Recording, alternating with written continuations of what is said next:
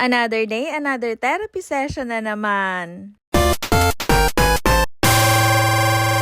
Dahil nga may chismosang dumayo ngayong araw ay 3 PM na nga nalipat yung session namin ngayon. Medyo mainit na nga kaya eto nga't iniipitan namin si Baby Aliyah. Binigyan nga tayo ng carrier ni Mami Chin kaya eto yung gagamitin natin ngayong araw. Ipapakita ko sana kasi medyo mapapahaba yung video kaya next time na lang. Sa totoo lang, sa case talaga ni Baby Aliyah, mas convenient sa kanya yung ganitong klase ng carrier. Kaso habang tumatagal, parang kailangan ko na rin mag-upgrade. Kasi medyo lumalaki na siya, so kailangan na natin na mas maganda kasi medyo hindi pa natin afford yan kasi mahal. Kailangan ko pang pag-ipunan. Alam niyo naman, gamit na gamit talaga namin to. Anyway, so nasa jeep nga kami, ay medyo na-curious ako dito sa bunbunan ni Aliyah kasi tumitibok, pero parang normal lang naman yata siya. Sa sobrang OA ko na rin talaga, lahat na yata pinapansin ko. Anyways, maaga nga kami dumating, kaya nag-check ako dito sa grocery, kumura nga yung gatas, pero hindi rin. Lamang ng kaunti yung discount sa Mercury, kaya doon na lang ako bibili para hindi na rin ako magbitbit pa uwi. Imbis na makamura sa gatas, ay mapapamura ka na lang din talaga. Char. Anyways, eto nga't nag-start na rin nga kami at ayun na nga.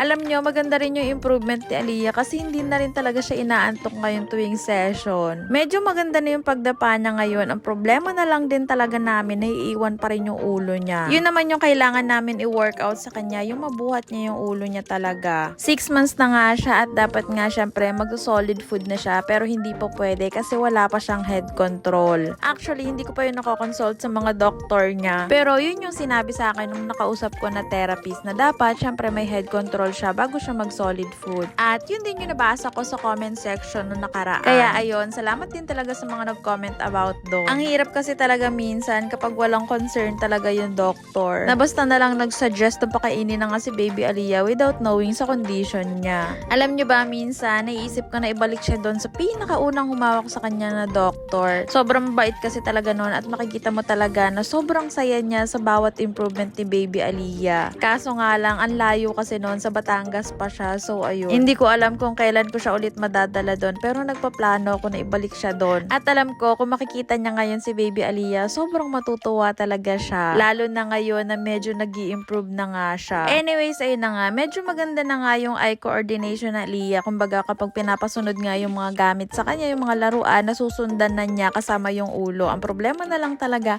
ay hindi niya pa rin talaga nabubuhat. Kumbaga, konting-konti na lang din talaga. Kapag nagawa niya nga yun, pag upo na nga yung next goal namin sa kanya. Kasi syempre, ang goal nga ay mapakain na rin talaga siya. Malapit na nga rin matapos tong session na to, pero ayan, obviously, medyo hindi na nga siya good mood. Panay na ang reklamo ni Madam. After naman nga ng session ay dumiretso ako sa 167 para bumili nga ng pangkuskus ng kubeta. At syempre, as usual, tulog na naman nga siya buong biyahe dahil pagod na naman nga. So, next vlog na lang.